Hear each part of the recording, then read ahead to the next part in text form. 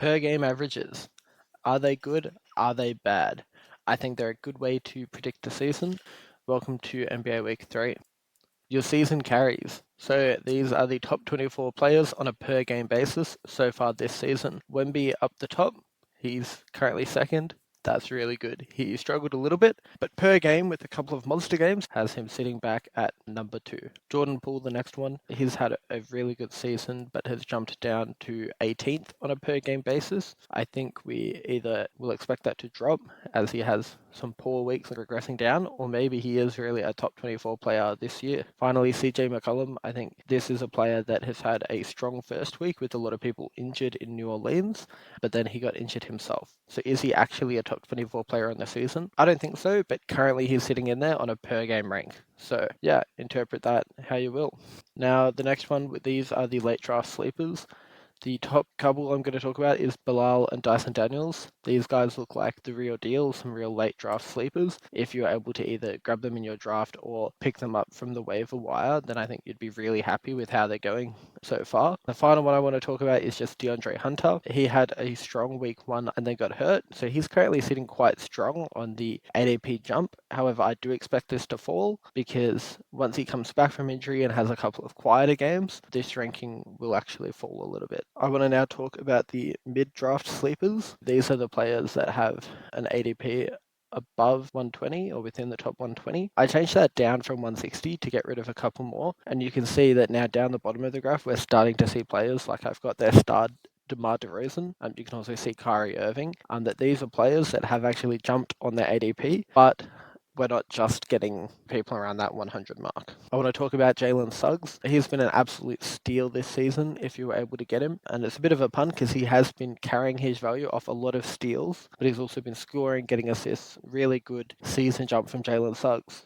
It'll be interesting to see if he keeps at this rate or if he calms down a little bit. The other one I've got here is Josh Hart. The Knicks starting lineup is absolutely stacked, but Josh Hart has actually been getting a lot of rebounds and a lot of assists like he has previously, and that's got him to some pretty strong rankings. Moving on to the just right players on the season. These are the consistent players that are just about hitting where we expected them to hit.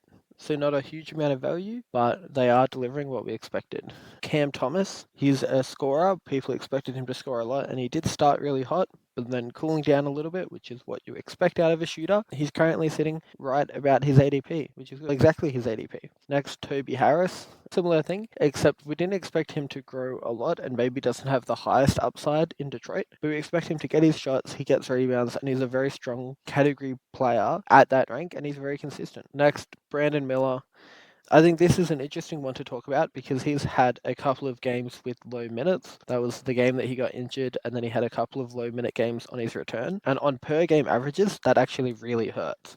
So I think Brandon Miller being able to currently beat his ADP, despite having those couple of worse games, we do actually expect him to climb if he keeps playing at the level in his recent games. And then Franz, I think this is a similar one, except Franz is currently below his ADP, but with Paolo out, he's had more opportunity and has been playing really well. So I think this is an important reminder that even though Franz has been playing really well, he is still under his ADP.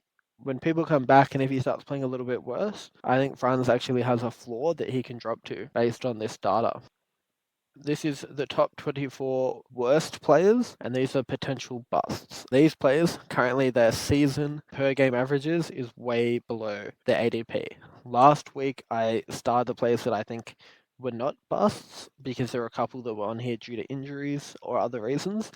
But here, I'm putting the star players that have already been dropped in my league. So the managers have said, hey, this person is a bust. I'm getting rid of them. I'm picking up some hot player off the waiver wire. Reed Shepard, that's completely true. He's not playing enough in Houston and isn't that good.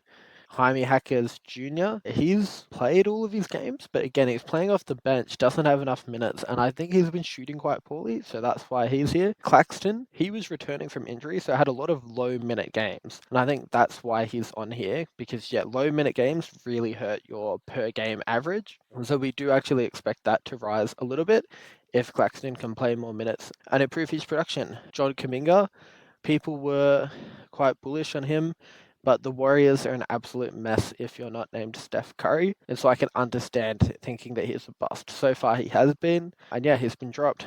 Caruso next. Caruso is obviously a defensive specialist, but in Oklahoma, and even with a couple of injuries around, he's still playing 20 minutes max, and that's not enough time to get enough of the defensive stats, and then also some of the other counting stats like points, rebounds, and assists. So yeah, Caruso has been a bit of a bust, and has been dropped. He's currently a free agent. Amen Thompson, he's a bust currently on per game averages because of the handful of games where he plays low minutes. Now he has had some really good games recently where he's played more minutes and got a lot of the defensive stats that we want him for, but at the end of week 3, his per game averages were quite low, and he's been dropped because of that. Brandon Podziemski on the Warriors, absolute mess, does not play enough, and we've seen now with more players back, he barely plays at all, so don't worry about him. A bust, but yeah, you move on pretty quick. And then Bogdan, I think this is a little bit harsh, but he has been dropped. I think obviously he's hurt. When he comes back, we do expect him to play. We expect him to get production and kind of that 3 guard rotation with Trae Young and Dyson Daniels, but he has been dropped, so the manager thinks that he's a bust.